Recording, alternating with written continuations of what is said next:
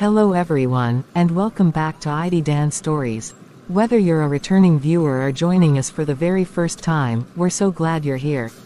Today's story is a deeply emotional and faith-filled drama titled, The Silent Storm.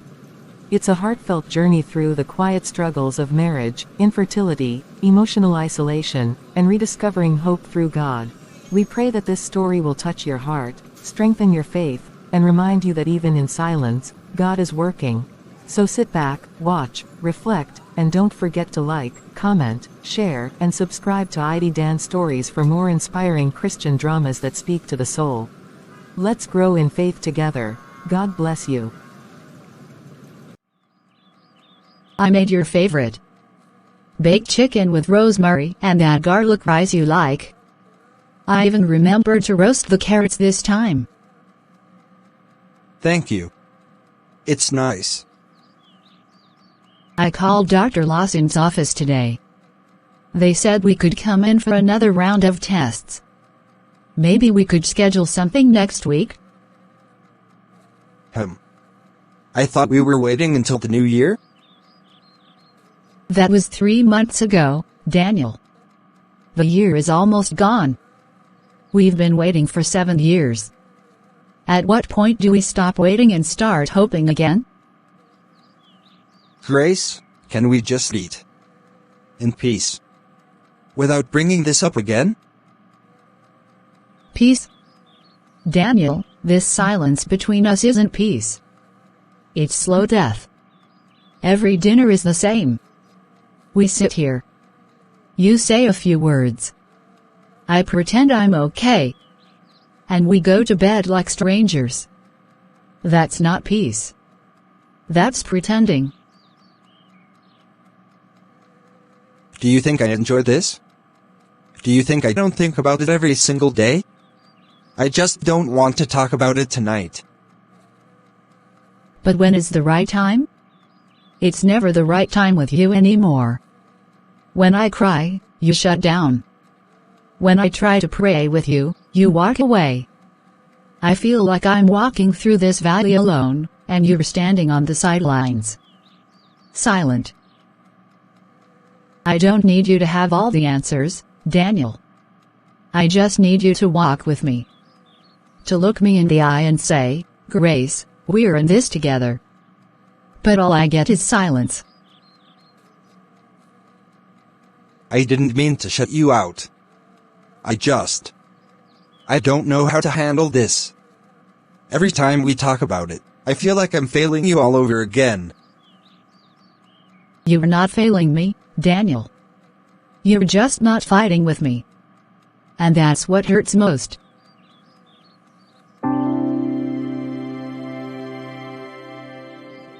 Please wait by the car. I need to see the pastor. All right. It's been over 7 years now, hasn't it?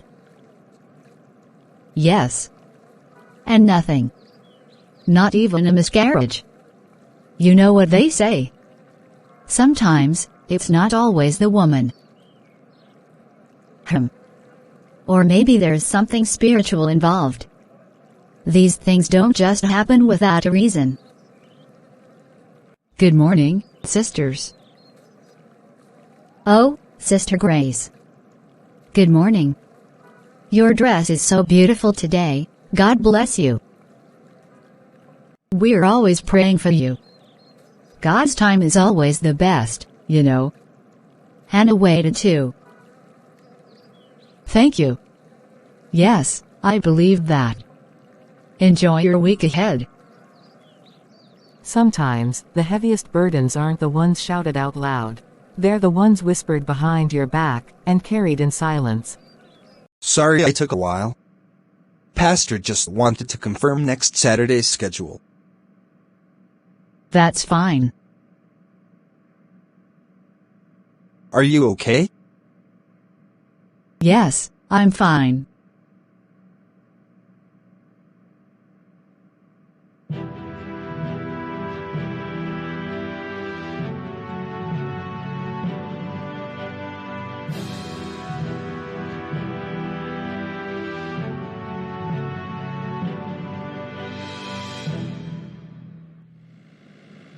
That was a long service today.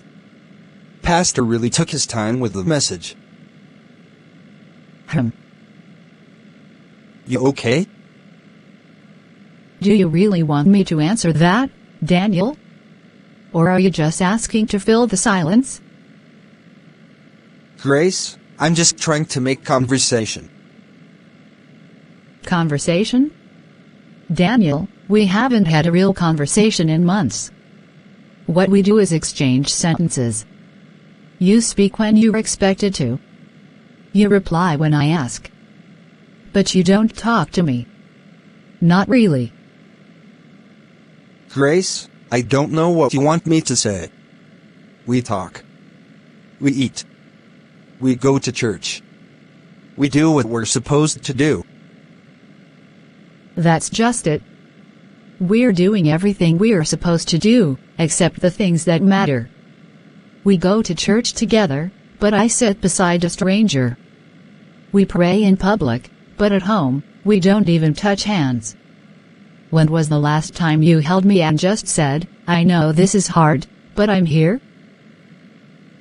Grace, it's hard for me too, you know. It's not like I'm walking through a garden while you walk through a storm.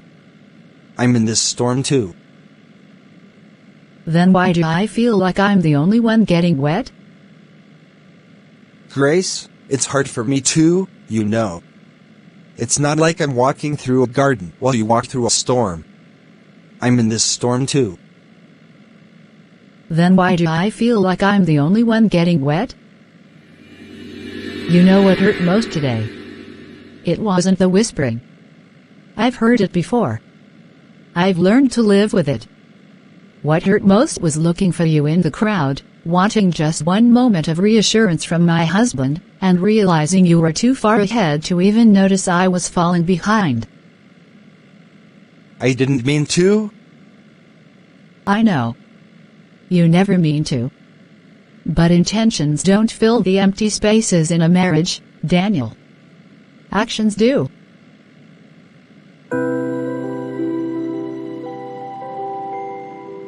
I just want us back. Not the perfect version. Just the real one. The one where we still fought for each other.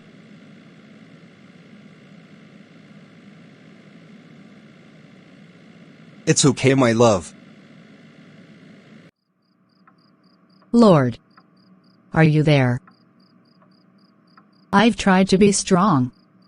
I've tried to be patient. I've fasted, prayed, smiled when people stared, and kept my mouth shut when they asked questions I didn't have answers to. I told myself it was just a season. That you were teaching me something. But Lord, it's been years. And now I don't even recognize my own heart. I love Daniel. I really do. But I feel like I'm sleeping next to a shadow. He won't talk to me. He won't cry with me. He won't hope with me. I walk around this house feeling invisible, like my pain is too inconvenient to speak out loud. Am I not enough? Is it me? Is it something I did? I know you're a miracle-working God. But what if the miracle I need isn't a child? What if the miracle is just waking up and not feeling this empty?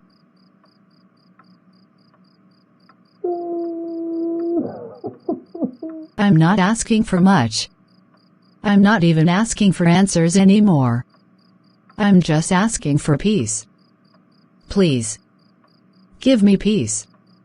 And give us another chance. Not just to have a baby, but to love each other again. Hell everyone. I want to share something I don't talk about often. Not because I'm ashamed, but because it still touches the deepest part of me. You see, I was married for 17 years. And in all those years, I never had a child. I cried. I begged. I fasted. I lost count of how many doctors we saw. I still remember lying awake night after night, watching my husband sleep, wondering if he regretted marrying me. There were days I felt like more of a prayer point than a person. People meant well. But the God will do it soon and keep believing like Hannah started to feel like salt on a wound. One day, I stopped asking for a child. And I started asking for peace. Because what I really needed wasn't a baby in my arms. It was healing in my heart. And that's when God showed me that my identity was never in what I could give birth to, but in who He created me to be. I started teaching younger women. I started visiting orphanages. I became a mother to dozens. In ways I never expected. My dear, you are not forgotten. You are not barren. Your womb may be quiet, but your spirit is not empty. Don't measure your worth by what others can see. God is doing something in you that's deeper than the eye can reach. You are not being punished. You are being prepared. And whatever God gives, or doesn't give, He is still good. He sees you. He hears you. And He is holding you together. Even when it feels like you are falling apart. Thank you. I didn't even know how much I needed to hear that. Until now. Sometimes, God sends healing not through answers, but through voices, voices that remind us we're not alone in the waiting. Hey! You've been quieter than usual. And knowing you, that means there's a storm going on inside. You know me too well. I do. That's why I'm standing here, not walking to my car. Talk to me, Daniel. Not as your church brother, but as your friend. What's really going on? I feel like I'm failing. As a man. As a husband. As a Christian. Every time I look at Grace, I see pain in her eyes. And the worst part is, I don't know how to take it away. I thought I was strong. I thought if I just kept busy, kept working, kept praying quietly, kept surviving, it would be enough. But it's not. And now, she's pulling away. Or maybe I'm the one pulling away. I don't even know anymore. We don't talk like we used to. We sleep in the same bed, but it feels like there's a wall between us. I feel like I've lost her. And I don't know how to reach her anymore. And I'm scared. What are you scared of, Daniel? That she'll stop loving me. Because I couldn't fix what was broken. That I'm not enough for her. Brother, you were never called to fix everything. You were called to love her, through the silence, through the sorrow, through the storm. You don't have to have all the answers. But you do need to show up. Be present. Even if your words are few, your presence means everything. Do you know how many men run when things get hard? But not you, Daniel. You're still here. You're still fighting, even if it's quiet. Now go home, and let her know she's not alone in this pain. Let her see your heart again. Not the strong man. The real man. The vulnerable one. Because that's who she fell in love with. Thank you, Mark. I needed that. I've been trying to carry it all on my own. But I think it's time I let her in again. And let God in too. He's not silent, Daniel. He's just waiting for you to speak. Hey. Can I sit? Of course. I wrote something. I don't know if it says everything right, but it's from my heart. My dearest Grace, I don't always know how to say the right words, and sometimes I hide behind silence, thinking it protects us. But I see now, it only builds walls between us. I've watched you cry quietly, and I've wanted to comfort you, but I didn't know how. I'm sorry. Not just for what I didn't do, but for the distance I created trying to be strong. I thought I was shielding you by pretending everything was fine. But the truth is, I'm hurting too. I miss us. I miss your laugh, your prayers, your strength. You are not the only one grieving. I am grieving too, not just the child we've prayed for, but the closeness we've lost. But Grace, I want us to find our way back. Not through fixing everything, but through faith, through honesty, through holding each other again. Whatever we face, I want to face it with you. I love you. I never stopped. Yours, Daniel. You wrote all this for me? I did. And I meant every word. I've been waiting to hear your heart. And now that I have, I don't feel alone anymore. We may not have all the answers, Daniel. But we still have each other. And we have God. That's more than enough. Sometimes healing begins not with a miracle, but with a moment, where pride breaks, love speaks, and two hearts choose to hold on.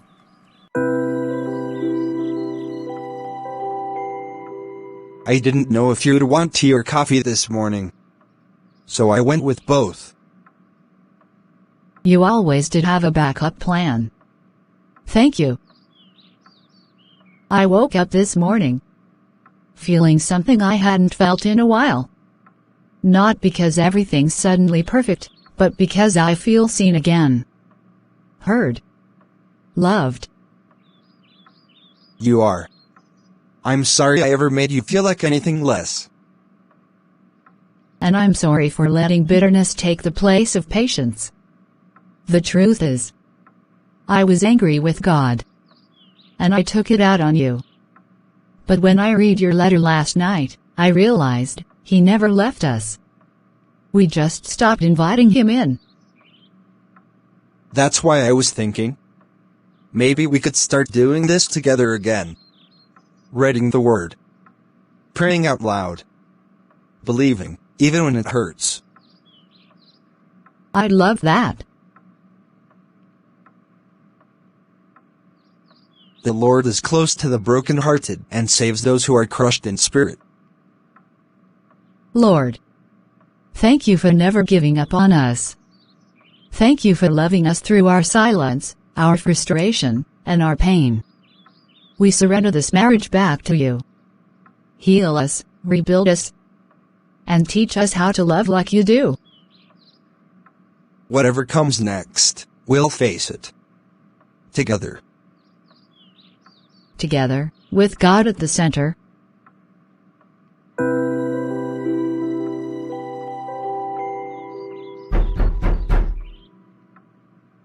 Mrs. Evelyn? Wow, it's been so long. Yes, my dear. I was just in the area and the Lord laid it on my heart to stop by. I hope I'm not intruding. Not at all. Please, come in. Grace will be so happy to see you. Mrs. Evelyn? Is that really you? Yes, child. You've hardly changed, still beautiful as ever.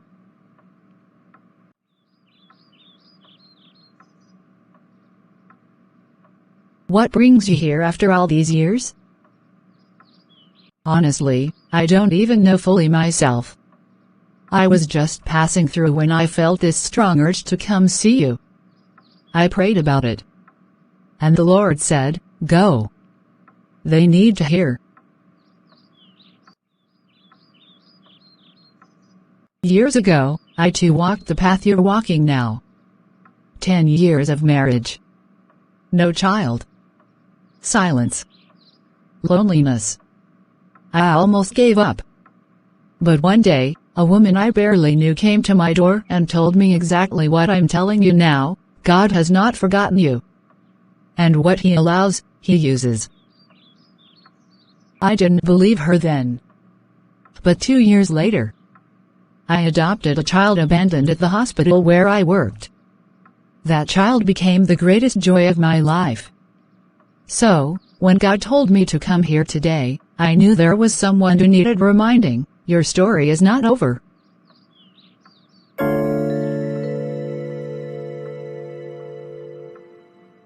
We thought God had gone silent on us. Silence is not absence, dear. It's often the space where He prepares something deeper, something eternal. Thank you for coming, for obeying. I brought you something small. It's just a framed verse, Isaiah 60 verse 22. When the time is right, I, the Lord, will make it happen. This means more than you can imagine. I don't need to imagine. I've lived it. And I'll be praying for you both. Maybe this storm is not meant to destroy us, but to deepen our roots. Maybe this is where our testimony begins. Great is thy faithfulness, Lord. I used to dread coming here. Every visit felt like a reminder of what I didn't have. But today, it feels different. Because today, you know you're not alone. Not in this waiting room. Not in this battle. Not in this marriage. And definitely not in God's plan. I'm no longer waiting for a child. I'm waiting on God. Whatever the outcome today, I trust Him. Completely. Me too. And whether He gives us children of our own, or leads us down another path, we'll walk it together, with Him leading the way. Mrs. Grace Adams? That's me.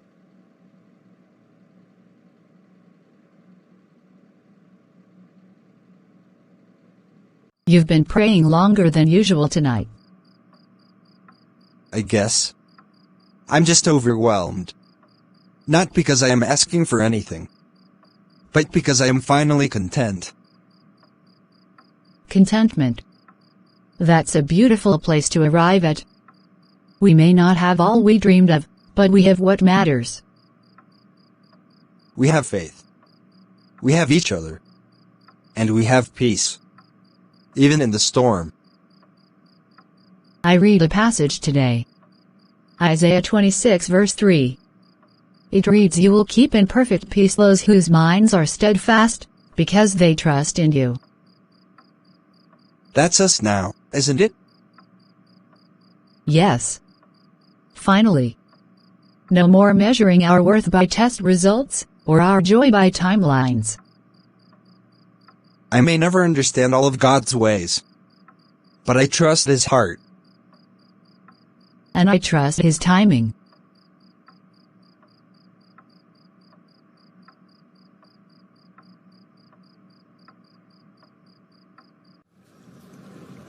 In every marriage, there are storms that rage in silence, unseen by the world, yet deeply felt by the soul.